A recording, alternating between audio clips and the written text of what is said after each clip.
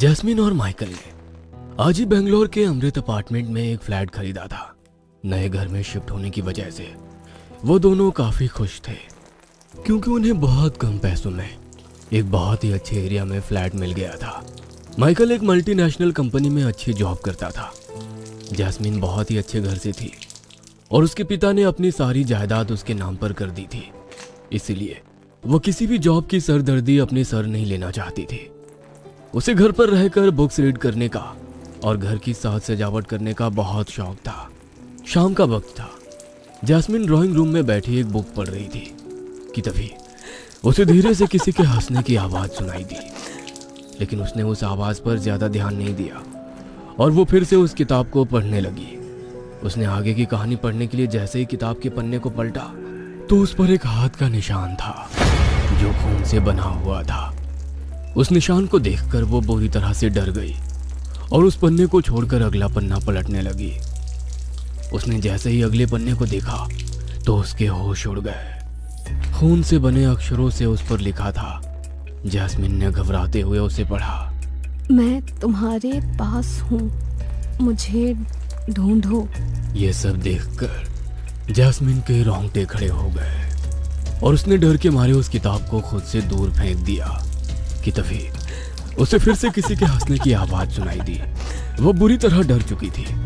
उसे अपने कानों के पास एक ठंडी हवा महसूस होने लगी। वह हिम्मत करके पीछे मुड़ी तो वहां कोई नहीं था। उसने चैन की सांस ली और आराम करने के लिए अपने कमरे में चली गई। उसने जैसे ही सोने के लिए अपनी आंखें बंद की तो उसे फिर से किसी के हंसने का एहसास होने लगा। नहीं, ये बस मेरा वहम है और कुछ नहीं। ऐसा कहकर वो खुद को समझाने लगी कि तभी वो हंसने की आवाज एक बच्चे के रोने में बदल गई। जैस्मिन का मन अब बहुत बेचैन हो गया और उसने हिम्मत करके अपनी आंखें खोली। सामने का मंजर देखकर उसकी रूह कांप गई। एक 8-10 साल की बच्ची बुरी तरह घायल थी। उसके कपड़े बुरी तरह खून से सने थे। उसकी एक आंख बाहर को निकली हुई थी, जिसमें से लगातार खून रिसकर बह रहा था। वह जैस्मिन को अपने हाथ से इशारा करके अपने पास बुला रही थी। उस बच्ची की ऐसी हालत देखकर जैस्मिन बुरी तरह डर से कांप रही थी। वो अपनी आंखें बंद करके उसे नजरअंदाज करने की कोशिश कर रही थी कि तभी जैस्मिन को अपने हाथ पर कुछ महसूस हुआ। उसने जैसे ही आंख खोलकर देखा तो उसका हाथ बुरी तरह से खून से सन चुका था। वह बच्ची उसके सामने खड़ी होकर बहुत ही अजीब तरीके से मुस्कुरा रही थी। डर के मारे जैस्मिन के शरीर से लगातार पसीना बह रहा था। वो बुरी तरह सहमी हुई थी कि तभी उसके गेट पर जोर जोर से नॉक होने लगी और वो बच्ची उसके सामने से अचानक कहीं गायब हो गई। उसने गेट खोलकर देखा तो माइकल सामने था। उसके सर पर पट्टी बंधी थी और उसके हाथ में फ्रैक्चर हो गया था।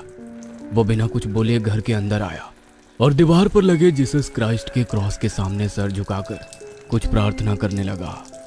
ये क्या हुआ? इतनी चोट कैसे लग गई तुम्हें? कुछ नहीं, बस एक बच्ची को बचाते हुए गाड़ी से थोड़ी टक्कर हो गई। बच्ची? माइकल के मुंह से उस बच्ची की बात सुनकर जैस्मिन और ज्यादा डर गई और उसके दिमाग में वही बच्ची घूमने लगी। वह जब भी घर में अकेली होती तो उसे वही बच्ची नजर आती। एक रोज वो कुछ सामान लेने के लिए घर से निकली। वो अपार्टमेंट में 9th फ्लोर पर रहती थी। वह जैसे ही लिफ्ट में चढ़ी वैसे ही अचानक लिफ्ट का दरवाजा बंद हो गया और लाइट्स बार बार बंद चालू होने लगी और उसे फिर से वही हंसी की आवाज सुनाई देने लगी। उसने जैसे ही लिफ्ट के शीशे में ध्यान से देखा तो वही बच्ची एकटक उसे घूर रही थी, लेकिन इस बार वो अकेली नहीं थी। उसके साथ एक औरत भी थी। वो दोनों लगातार जैस्मिन की ओर घूर कर देख रहे थे।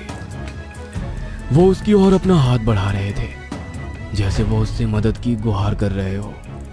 जैस्मिन कुछ भी समझ नहीं पा रही थी कि उसके साथ आखिर ये सब क्या हो रहा है। आखिर क्यों ये बच्ची बार बार उसे नजर आ रही है। जैस्मिन का डर के मारे बुरा हाल हो गया। उसने जैसे ही पीछे मुड़कर देखा तो वहां कोई नहीं था कि तभी अचानक किसी ने उसकी कलाई को कसकर पकड़ लिया। उसने हिम्मत करके पीछे मुड़कर देखा तो वही बच्ची उसका हाथ पकड़े हुए थी। जैस्मिन डर के मारे थर थर कांपने लगी और लिफ्ट के अंदर ही बेहोश होकर गिर पड़ी। कुछ देर बाद जब लिफ्ट खुली तो वॉचमैन ने जैस्मिन को वहां से बाहर निकाला जैस्मिन ने जब अपनी आंखें खोली तो वो अपने घर पर थी। उसकी आंखों के सामने अभी भी वही मंजर चल रहा था। वो प्रार्थना करके अपने मन को शांत करना चाहती थी। वह जैसे ही होली क्रॉस की तरफ बढ़ने लगी कि तभी दीवार पर लगा होली क्रॉस अचानक उल्टा हो गया और दीवार से टूटकर नीचे गिर पड़ा। यह सब देखकर जैस्मिन का शरीर बुरी तरह से कांपने लगा कि तभी उसे फिर से वही बच्ची नजर आई जो अपने हाथ में एक डायरी लिए उसकी ओर बढ़ रही थी। जैस्मिन पहले से ही बहुत डर चुकी थी, लेकिन इस बार उसे उस बच्ची की आंखों में एक दर्द दिख रहा था। वो उस बच्ची की आंखों में उस दर्द को देखकर बहुत भावुक हो गई और उसने उसके हाथ से उस डायरी को ले लिया। जैस्मिन ने जैसे उस डायरी के पहले पन्ने को खोला तो वो बच्ची वहां से गायब हो गई। जैस्मिन अपने कमरे में बैठकर उस डायरी को पढ़ने लगी। मेरा नाम ईवा है। आज मैं बहुत ही दुख के साथ इस डायरी को लिख रही हूँ। मैं जानती हूँ कि मैं और मेरी बच्ची इस दुनिया में ज्यादा दिन के मेहमान नहीं हैं। मेरा पति एक इंसान नहीं बल्कि इंसान के भेष में एक शैतान है। ये मेरी दूसरी शादी है। मेरे पहले पति की मौत एक रोड एक्सीडेंट में हो गई थी, जिसके बाद उनके एक दोस्त ने हमेशा मेरी और मेरी बच्ची की देखभाल की और एक समय आया जब उसने मेरी बच्ची को अपनाते हुए मुझसे शादी कर ली। मेरे पति एक बहुत बड़े बिजनेसमैन थे और उनके जाने के बाद उनकी सारी प्रॉपर्टी मेरी बेटी स्टेफनी की थी। मेरी बेटी ही उनकी इकलौती वारिस थी। हमारी शादी होने के बाद मेरे दूसरे पति ने मेरी बेटी को लीगली अडॉप्ट किया। पहले तो मुझे ये बात समझ नहीं आई, लेकिन धीरे धीरे मुझे उसके सब इरादे अच्छे से समझ आने लगे। वो मुझे और मेरी बेटी को इस दुनिया से खत्म करके हमारी सारी प्रॉपर्टी हासिल करना चाहता था, लेकिन जब तक मैं ये समझ पाती तब तक बहुत देर हो चुकी थी। उसने पहले ही हमें मारने की सारी प्लानिंग कर ली थी। उसने खुद का एक्सीडेंट प्लान किया था और उसी दौरान मुझे और मेरी बेटी को किडनैप कराया। मैंने किसी तरह खुद को और अपनी बच्ची को हमारे हाथ पैरों पर बंधी रस्सियों से आजाद करवाया।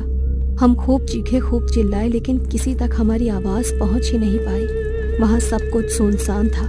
बस कुछ ही फैमिलीज थी जो तब तक वहाँ रहती थी, लेकिन उन तक भी हम अपनी आवाज नहीं पहुंचा पाए। शायद आज इस दुनिया में हमारा आखिरी दिन है। मैं चाहती हूँ कि एक दिन ये डायरी किसी को मिले और वो हमारे साथ हुए इस अन्याय का हमें इंसाफ दिला सके। शायद इस दुनिया में एक तुम ही हो जो हमारी मदद कर सकती हो, क्योंकि तुम मेरे पति को बहुत अच्छे से जानती हो। डायरी में लिखी इस आखिरी लाइन को पढ़कर जैस्मिन अचानक असमंजस में पड़ गई, लेकिन जैसे ही उसने डायरी के पेज को पलटकर देखा तो उसके पैरों के नीचे से जमीन खिसक गई। उसके अगले पन्ने पर ईवा की फैमिली फोटो थी, जिसमें वो, उसकी बेटी स्टेफनी और उसका पति था। वो कोई और नहीं बल्कि उसका पति माइकल ही था, और ये वही घर था जहां ईवा और उसकी बच्ची को किडनैप करके रखा गया था और कई दिनों तक भूखे प्यासे रहने के कारण उन दोनों की मौत हो गई थी।